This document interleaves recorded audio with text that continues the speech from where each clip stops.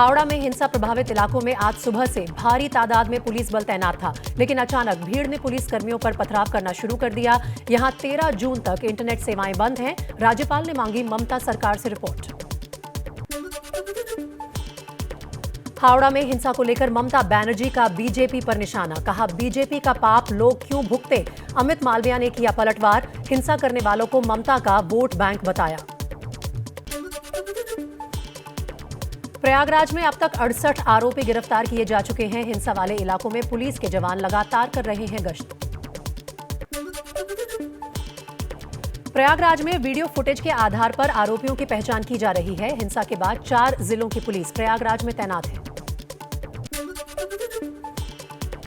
प्रयागराज में शिया धर्मगुरु ने लोगों से शांति की अपील की है। मौलाना जवादुल हैदर ने वीडियो जारी कर कहा, शांति बनाए रखना हर आदमी की जिम्मेदारी। शहरी की जिम्मेदारी है कि अपने शहर के तहफ़्फ़ुज़ और अपने शहर के अमन व शांति को बनाए रखने के वास्ते होश व हवास को बरकरार रखे। फिरोजाबाद में प्रदर्शन करने वाले 8 लोगों को पुलिस ने गिरफ्तार किया है। 80 से ज्यादा लोगों के खिलाफ केस दर्ज किया गया है।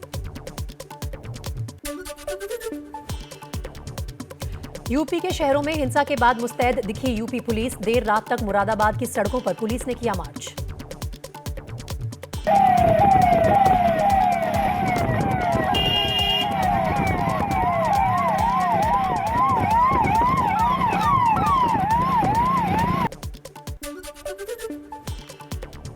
मुरादाबाद में जामा मस्जिद के इमाम ने दिया विवादित बयान। हकीम सैयद मासूम अली आजाद बोले, एक्शन का रिएक्शन कोई बात पहले से हो, टेंशन हो, मजहबी धार्मिक जज्बात भड़के हुए हों, तो उस पर एक्शन का रिएक्शन होता है।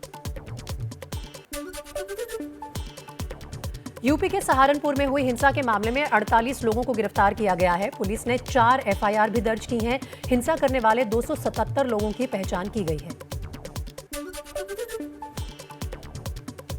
कानपुर के बेना जाबर इलाके में बुलडोजर की कार्रवाई, भारी तादाद में पुलिस बल तैनात। 1 हफ्ते पहले कानपुर में हिंसा हुई थी। रांची की हिंसा में 2 लोगों की मौत, दोनों की गोली लगने से मौत हुई है। पुलिस के मुताबिक दोनों हिंसा में शामिल थे। रांची के 12 थाना क्षेत्रों में धारा 144 लागू, पुलिस ने कई इलाकों में किया फ्लैग मार्च, हालात काबू में होने का दावा। नूपुर शर्मा के बयान के खिलाफ अनंतनाग में लोगों का प्रदर्शन, भड़काऊ बयान देने वालों की गिरफ्तारी की मांग की। हिंसा के बीच एक पोस्टर वायरल, पोस्टर में लिखा 10 जून को भारत बंद। माना जा रहा है कि जिस तरह के कई राज्यों में हिंसा हुई उसका इस पोस्टर से है कनेक्शन। एआईएमआईएम के सांसद इम्तियाज जलील का विवादित बयान। जलील ने कहा कि नूपुर शर्मा को फांसी दी जानी चाहिए। अगर इस मामले में कड़ाई नहीं बरती गई तो ऐसी घटनाएं नहीं रुकेंगी। ऐसे बयान देने वाले लोगों के खिलाफ कड़ी कार्रवाई की जानी चाहिए। एसपी सांसद शफीकुर रहमान बर्क ने कहा, देश में जो कुछ हो रहा है वो ठीक नहीं, लेकिन नूपुर शर्मा और जिंदल ने जो अपमान किया वो मुसलमान कभी बर्दाश्त नहीं कर सकता। भीमसेना के प्रमुख सतपाल तंवर के खिलाफ कानपुर कोर्ट में केस दर्ज हुआ। पैगंबर पर विवादित बयान देने वाली नूपुर शर्मा पर की थी विवादित टिप्पणी।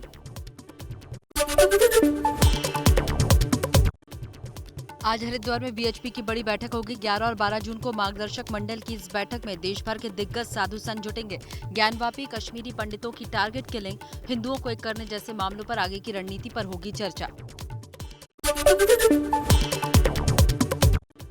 राजस्थान में बागी वोटों के सहारे राज्यसभा के रण में उतरे निर्दलीय उम्मीदवार सुभाष चंद्रा हारे। कांग्रेस ने 3 सीटें जीती। रणदीप सुरजेवाला, मुकुल वासनिक और प्रमोद तिवारी को मिली जीत। महाराष्ट्र के राज्यसभा में महाविकास अघाड़ी सरकार को बीजेपी का जोरदार झटका। बीजेपी ने 3 सीटें जीती। शिवसेना के खाते में 1, एनसीपी के खाते में 1 और कांग्रेस के खाते में 1 सीट गई। कुल 6 सीटों पर था मुकाबला। हरियाणा में बड़ा उलटफेर, कांग्रेस को लगा बड़ा झटका। अजय माकन हारे, निर्दलीय लड़े कार्तिकेय शर्मा जीते। बीजेपी के उम्मीदवार कृष्णलाल पवार को भी जीत मिली।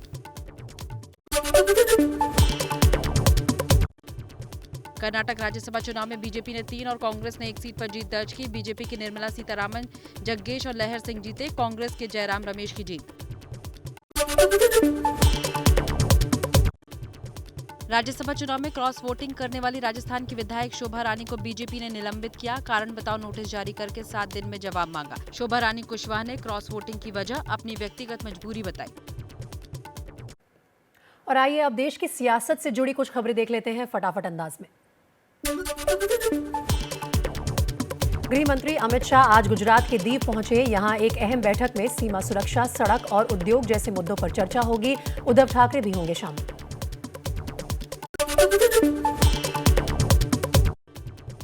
बीजेपी अध्यक्ष जेपी नड्डा आज 13 देशों के राजदूतों से मिलेंगे। बीजेपी को जानो पहल के तहत 13 देशों के मिशन प्रमुखों से शाम 4 बजे होगी मुलाकात।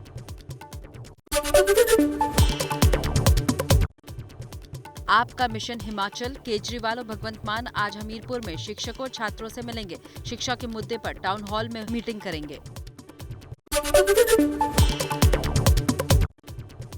पानी के मुद्दे पर फिर दिल्ली और हरियाणा में तकरार। दिल्ली सरकार ने कहा हरियाणा से पानी नहीं छोड़ने की वजह से सूखी यमुना।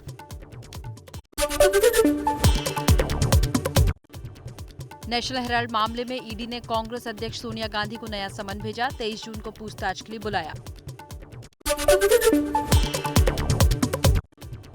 राष्ट्रपति 2 दिवसीय दौरे पर हिमाचल पहुंचे। आज रोहतांग में अटल सुरंग का दौरा करेंगे।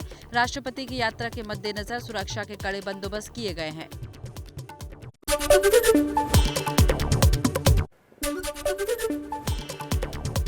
लालू यादव के जन्मदिन पर हाजीपुर में आरजेडी नेता की गुंडागर्दी। हाईवे को किया जाम, सड़क पर केक काटा। पंजाब के मानसा में आज मनाया जा रहा है मूसेवाला का जन्मदिन। 29 मई को हुई थी हत्या। हत्यारे अब तक गिरफ्त से दूर। सलमान खान को मिली धमकी के मामले में राजस्थान के संपत नेहरा गैंग के एक गुर्गे की तलाश तेज। मुंबई पुलिस की एक टीम राजस्थान में जुटा रही है सुराग।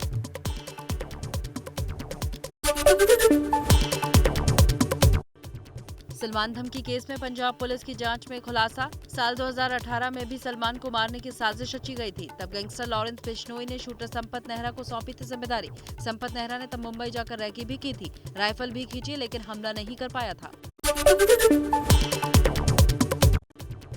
सिद्धू मूसेवाला पर गोली चलाने वाले 2 शूटर्स के नाम का खुलासा। दिल्ली पुलिस का दावा, संतोष यादव और नवनाथ सूर्यवंशी गोली चलाने वालों में शामिल थे। लॉरेंस बिश्नोई गैंग के महाराष्ट्र मॉड्यूल से हैं दोनों को 3.5 लाख रुपए दिए गए थे। सभी शूटर्स विक्रम बराड़ ने चुने थे।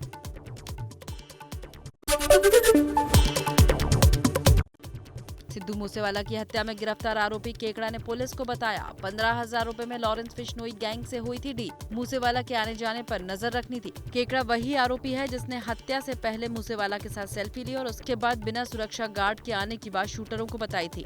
केकड़ा ने कनाडा में बैठे गैंगस्टर गोल्डी बराड़ से की थी बात।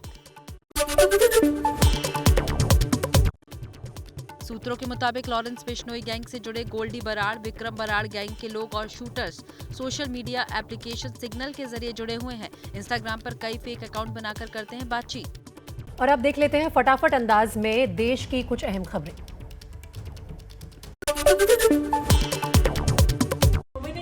एंटी अवार्ड्स में एबीपी न्यूज की धूम। सास बहू साजिश समेत कई अवार्ड्स मिले।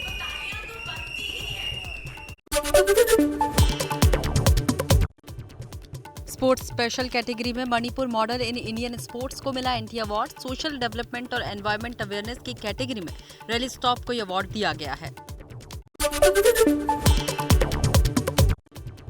एंटी अवार्ड्स 2022 के लिए एंटरटेनमेंट न्यूज प्रोग्राम कैटेगरी में एबीपी न्यूज के पसंदीदा शो सास बहू साजिश को अवार्ड मिला।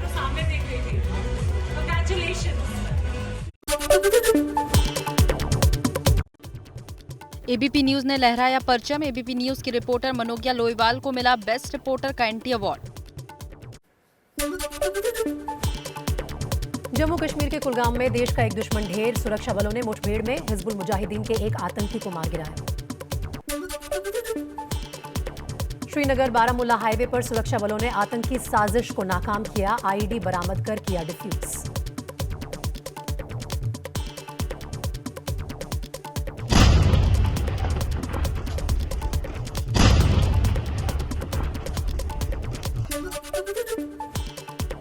हरियाणा के रेवाड़ी में लाइब्रेरी में लगी आग, लोगों ने खिड़की के पास सीढ़ी लगाकर बच्चों को बाहर निकाला। दिल्ली के रोहिणी में ब्रह्म शक्ति अस्पताल में तीसरी मंजिल पर लगी आग, दमकल की 9 गाड़ियों ने आग पर काबू पाया। जम्मू कश्मीर के नौशेरा के जंगलों में लगी आग को बुझाने की कोशिश जारी, आग लगने के जिम्मेदार 3 लोगों को गिरफ्तार किया गया। पिछले 2 महीने में आग लगने की 51 घटनाएं हो चुकी हैं। पुणे में बारिश और तेज हवाओं का जोर, कई इलाकों में भरा पानी, जगह जगह टूटे पेड़। भारतीय नौसेना के पहले विमान वाहक पोत INS विक्रांत का मॉडल मुंबई को किया गया समर्पित। कार्यक्रम में राज्यपाल भगत सिंह कोश्यारी रहे मौजूद। पिछले 24 घंटे में देश में कोरोना के 8,000 से ज्यादा नए केस सामने आए, कुल मरीजों की संख्या 40,000 से ज्यादा। देहरादून में इंडियन मिलिट्री एकेडमी की पासिंग आउट परेड का आयोजन, देश को मिले 288 युवा ऑफिसर, 69 विदेशियों को भी दी गई ट्रेनिंग।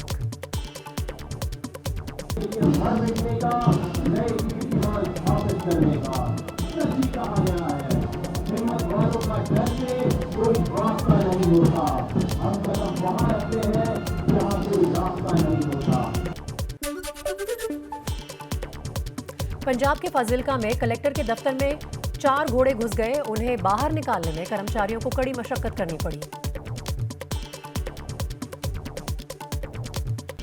और अब फटाफट अंदाज में देख लेते हैं अपराध जगत से जुड़ी कुछ खबरें।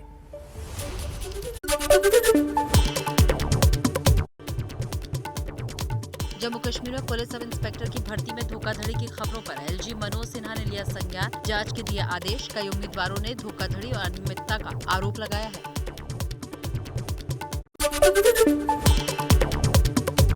गोवा में मीका सिंह के बीच फ्रंट बंगले के निर्माण पर नोटिस, अवैध तरीके से बनाए जाने का आरोप। अंजुना पंचायत ने मीका को शो कॉज नोटिस भेजा, अधिकारी निर्माण वाली जगह पर जांच के लिए पहुंचे। मध्य प्रदेश के रतलाम में एक परिवार के 18 लोग मुसलमान से हिंदू बने, सभी परिवार घुमंतरू हैं। रतलाम में गोबर गौमूत्र से नहाए, 3 पीढ़ी बाद सनातन धर्म में वापसी हुई, बोले हम भटक गए थे।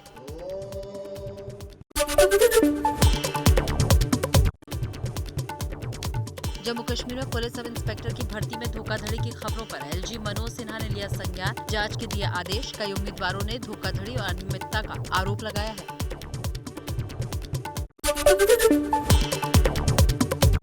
राजस्थान के बूंदी में पुजारी हत्याकांड के 3 आरोपी गिरफ्तार, लालच में आकर पुजारी की हत्या की आरोपियों ने बात कबूली। जल्द करोड़पति बनने के चक्कर में मूर्ति चोरी का बनाया था प्लान, आरोपियों को रैकी के दौरान पुजारी ने मूर्ति के बेशकीमती होने की बात कही थी। पंजाब के मोहाली के डेरा बसी में 1 करोड़ की लूट, प्रॉपर्टी डीलर से दिन दहाड़े 1 करोड़ रुपए लूटकर फरार हो गए लुटेरे, पुलिस आरोपियों की तलाश में जुटी। गुरुग्राम पुलिस ने 7 जून को न्यू कॉलोनी एरिया में मनीष भारद्वाज नाम के शख्स की हुई हत्या के मामले में मुख्य आरोपी सन्नी को गिरफ्तार किया। आरोपी ने मृतक मनीष से 30 लाख रुपए उधार लिए थे, उधारी न चुकाने के कारण हत्या को अंजाम दिया गया।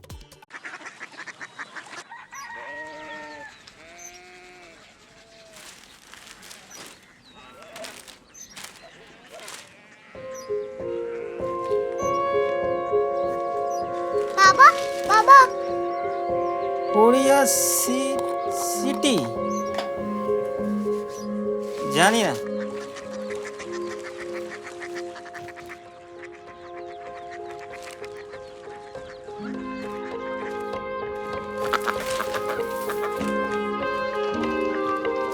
Korea city? हाँ।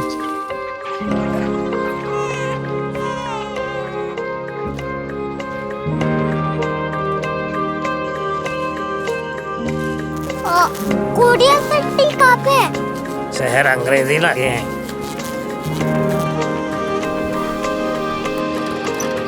Korea city.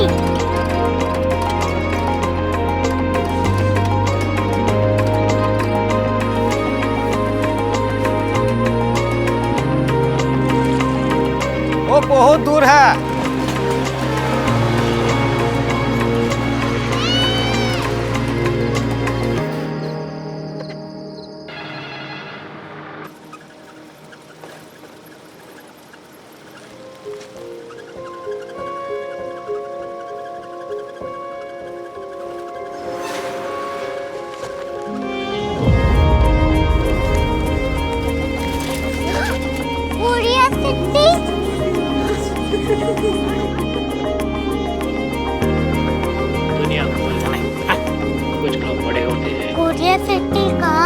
प्रोफेसर साहब को पता होगा। हो, ये छोटा वाला ग्लोब लगता है और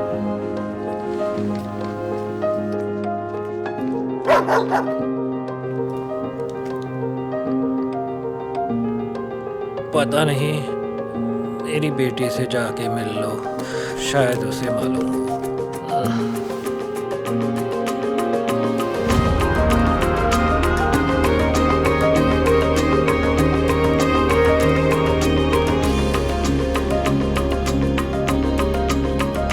हाय,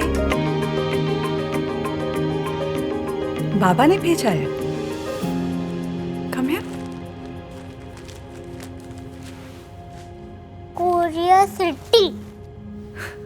कोरिया सिटी नहीं, क्यूरियोसिटी। वो क्या? That's what brought you here? जो तुम्हें यहाँ तक ले आया। क्यूरियोसिटी।